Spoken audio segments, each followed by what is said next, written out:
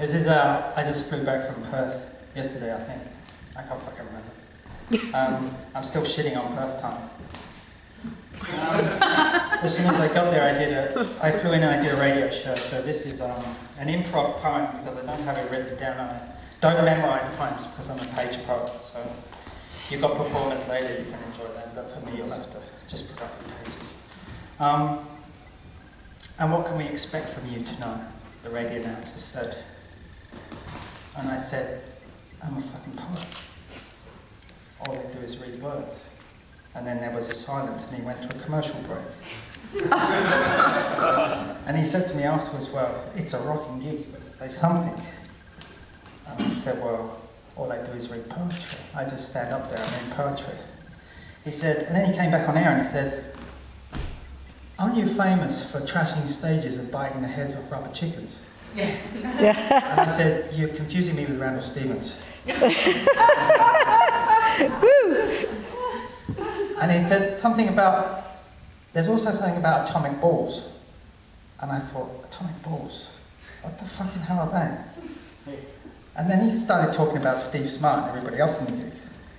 And at the end he said to me, we're really going to see a show tonight from you, aren't we? And I said, oh yeah. Yeah. We only read poetry, we're not rock stars. But there was a guy who read in Perth, really impressed me, I don't know his name, sorry.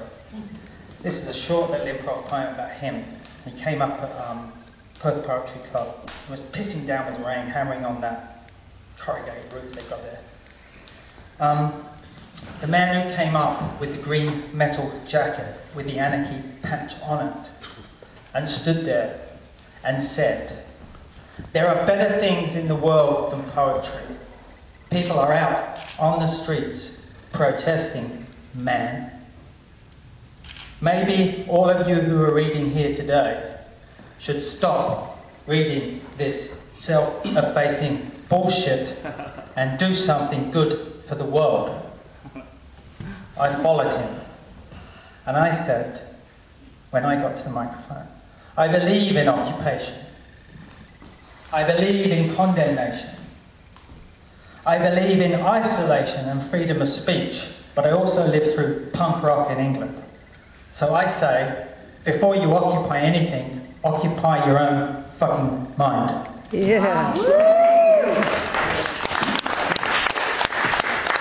My name's Terry Louise Kelly. I grew up on a shabby council estate in England, where the post-war boom hadn't fucking arrived, and where everybody said fucking a fucking lot. Which is why I say fucking a fucking Go lot. for it. Take it home. Then they told me I had to go to school. Not to learn in an educational system. To learn history, and to learn about English history, and to learn about violence. To learn how to fight. To learn when to fight. To learn who to fight. To learn to fight for my right to fucking fight. When I'd learned to fight, they arrested me for fighting.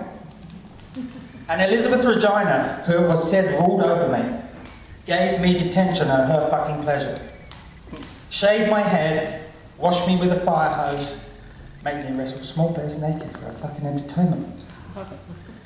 When I was ready, willing and able to fight, there was no fucking war.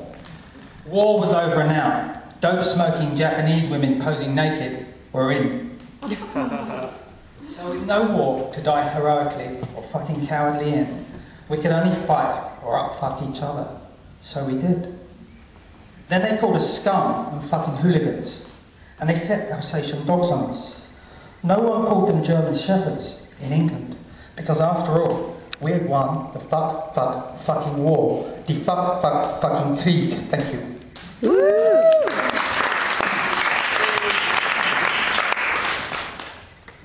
Bit of page now. That's about as much as my memory can do today. Because it's a kind of literary swirl, I thought I'd bring a literary poem. Yeah. Did you get much of that over here? This is an ode to Hart Crane. Hart Crane jumped off a boat, which I think is very glamorous for a poet to do. Stalk the small incidentals. The hunt negates the obscene tears in magical illusion. the flaws in routine. Presage the sensualist tendency to bleed out dry. The hammer comes down plangent. Mine's 1,000 bells tolling at the sailor's blessed Mexican fiesta. Keep the butterflies and windmills at arm's length. Nurse indiscretion through the valve. The thaw awaits, refulgent. Another black sun to toil under, for a trust in God assuages the guilt of liberty.